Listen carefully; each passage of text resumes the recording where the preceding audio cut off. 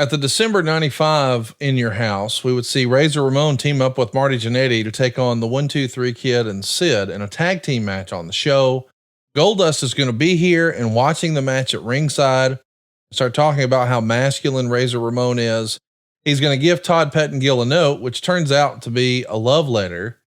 He did not have a match on the show, but on the next night's Monday Night Raw, Goldust would beat Aldo Montoya, which didn't air on the show, but he did a promo about Razor. And at the end of the Razor Yoko match, which Razor won by countout, Doc Hendricks is interviewing Razor, asking him how he felt about Goldust's interest in him. And Razor said Goldust sent him a letter saying how hot and handsome he is. Razor said, "You're right. But Razor, well, he only likes women. So Goldust, you can do your thing, man, just not with me." What an interesting promo at an interesting time for this character. Was this uncomfortable, do you think, for fans, the boys, the audience, the talent? For Razor. Yeah. And Razor had command of the locker room. He always had an interesting ear for guys to listen to.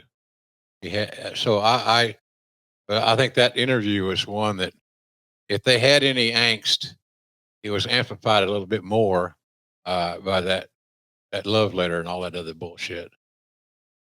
Dustin said he didn't like all this suggestive stuff. He's talking about Razor Ramon. I was doing in the ring. I'd be watching Razor wrestle and start rubbing on myself.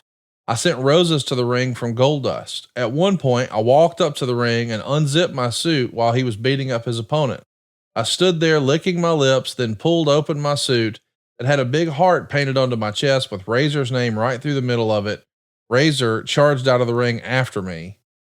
I mean, this is, we're pushing the pace here with this Razor storyline. And Meltzer would say they're making strong references on TV that the Goldust gimmick may be all an act to make Razor off guard and to get the title so they can change the character up. Although they're also playing up that he's a big movie buff, but there's been lots of complaints from fans at the arena because they say he's fondling himself at the shows. No fondling in wrestling, goddammit. Do you remember hearing about fondling? I mean, was there a line? Is there a line? Oh yeah. Always something, Connie. But it's expected. Look at what we created. Right. Look at what Dustin helped create. How can it not be anything but suggestive and creative? You either liked it or you didn't like it. Our job was to identify what you might not be liking and address it. So, like I said, I was a real fan of that whole persona. I thought that Terry added a lot to it. Vince had a crazy idea one time. He wanted to give Terry a prosthetic penis. And so it would, the outline of it would be, see it subtly in some of her attire. And we all tried to talk him out of it, and we did. She was very uncomfortable with that idea.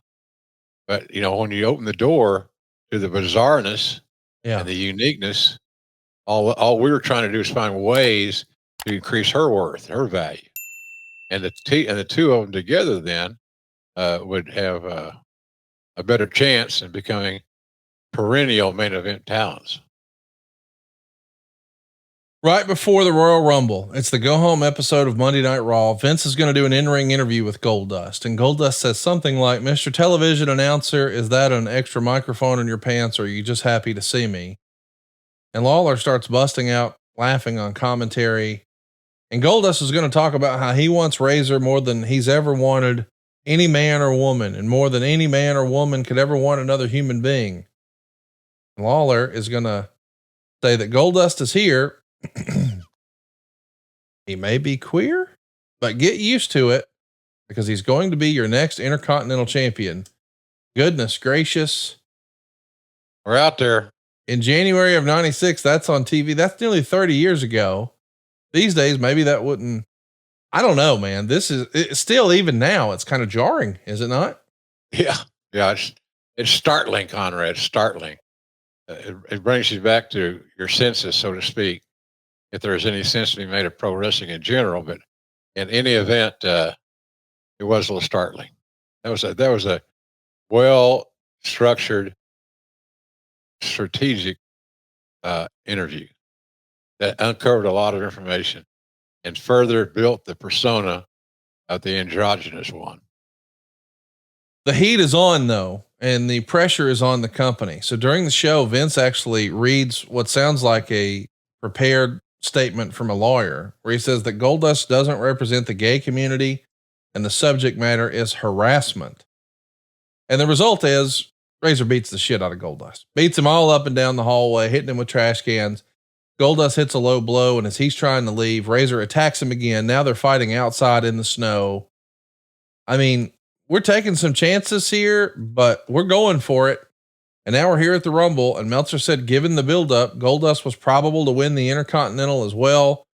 The main obstacle in his path not being how disappointing the gimmick has gotten over, but the opposition to both the gimmick and to him getting the title from the Clique, which wanted one of its own, Hunter Hearst Helmsley, to be the one Razor Ramon dropped the strap to. So let's time out right there. That's certainly what Meltzer was saying at the time. Do you remember Hall, Nash, Shawn, those guys pushing for Hunter to be the guy to beat Razor for the IC? It probably came up. I mean, and Hunter was due and deserving, without question. But the Goldust bill I thought it worked out well. And the story with he and Razor was well told. It had a beginning, a middle, and an end. And so I thought it was entertaining. It was entertaining, and it was a heck of a match. It's a big crowd as well. We've got 9,600 fans. It's a sellout in Fresno on January 21st, 1996 for the Royal Rumble. And that's where Goldust would win the Intercontinental title for the very first time, beating Razor Ramon. Meltzer would write, Goldust was accompanied to the ring by a woman. She wasn't named until the next night on Raw, but of course it was Marlena, his real life wife, Terry. There were several gay slurs chanted in the crowd. Goldust is rubbing his chest. He's fondling Ramon's chest, getting spanked by Ramon, but he likes it. Marlena's going to fake that she twisted her ankle, distracting the ref and allowing the 1-2-3 kid to come out and hit a spin kick off the top rope on Ramon. And Goldust steals the pin, 2 3/4 stars. So it's the debut for Marlena. Man, that's a 1-2 punch right there. Was her coming in a Vince idea or a Dustin idea, as best you recall? I'm not sure about that. It probably would serve Dustin's home life well if she came in. It also give him somebody on the road to interact with and act like an adult. That was important. You notice, hey, Bull, pull that picture back up where Marlena's holding the cigar. I think that's part of the phallic stuff. Smoking the cigar, her act. Holding the cigar like she would hold something else. Yeah, copy. So she added to that. Terry added to that combination immensely. She was new, fresh, sexy. She got it, and I think at that time, she may have a different opinion. That she was perfect for that role.